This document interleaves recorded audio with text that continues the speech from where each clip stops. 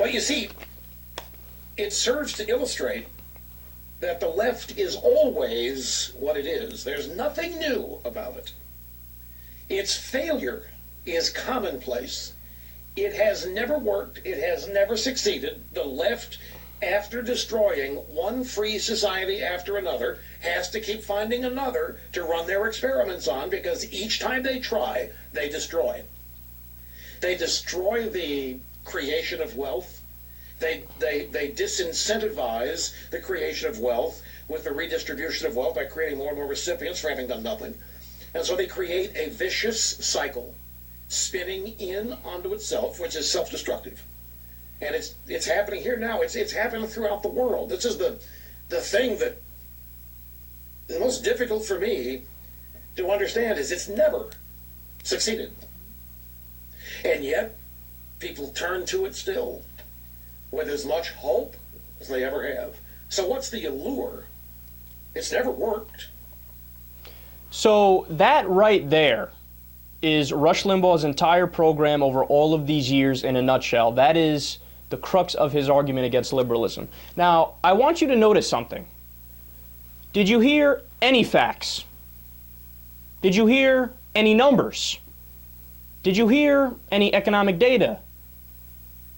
Did you hear anything, even a philosophical argument, for example, where he lays it out like, here, by the way, in theory, this is why I'm against it for reasons 1, 2, 3, and 4, so on and so forth.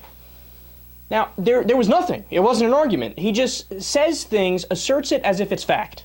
The left has failed. Every time it's been tried, it's failed. You want to give us maybe some examples? But that's the thing, is that he doesn't have anything to back up what he's saying. Now, if Rush was only talking about communism, for example, then I would agree with him. If he, instead of saying the left, if he had said the word communism, he'd be 100% right? But he's not just talking about communism. He's talking about what would be contemporary liberals or Democrats or progressives or whatever you want to call us. And that is where he is 100% factually incorrect. So what's my evidence? What's my example, even though I know he doesn't provide any for his side? Well, if you look at all of the countries that are basically social democracies, which is the technical term for a government that is a little bit to the left on the political spectrum than we are. So, for example, we're a mixed economy, mixed market economy. We have capitalism as our base, and then we have some government as well, right?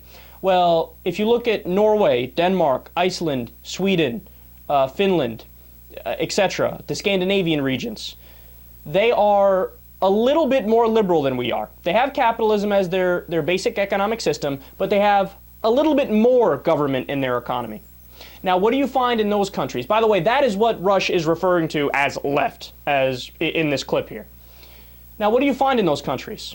You find a higher quality of living. You find the median income is higher. The average income is higher. A more thriving middle class. Everybody has health care. In the United States, the number one cause of bankruptcy is medical bills. There are literally 0 people that have gone bankrupt from medical bills in the majority of those countries, right? Or at least the ones that have universal health care. I mean, you go down the line, they have universal college. Here we have a student loan debt crisis where people have taken out too much money and they owe too much money for their student loans. In France, for example, student loans are covered by the state. It's fully funded. College is fully funded. So in those countries, the more liberal countries, they take their government, their collective tax dollars, and instead of doing what we do here, where we go, oh, let's fight 2 random wars overseas and cut a $4 billion check to ExxonMobil, even though they're one of the most profitable corporations in the world, give them a welfare check, right? So while here we spend money on corporate welfare, we spend money on pork barrel projects, and we spend money on wars, there they take their money and they actually prioritize. And they say, hey, let's make sure everybody has health care, because part of being a civilized human being is making sure, hey, let's make sure nobody gets left behind. If you get sick, you get help, end of story, right? They say, let's make sure everybody gets educated. They just spend their money more efficiently, more effectively. And by the way, those places, the places that are more liberal, are the ones that largely were less affected by the recession of 2008 compared to us. Canada, for example, they regulated their banking system efficiently. They were able to weather the storm. They didn't have as big of a crash in '08 as we did here. Denmark is another one.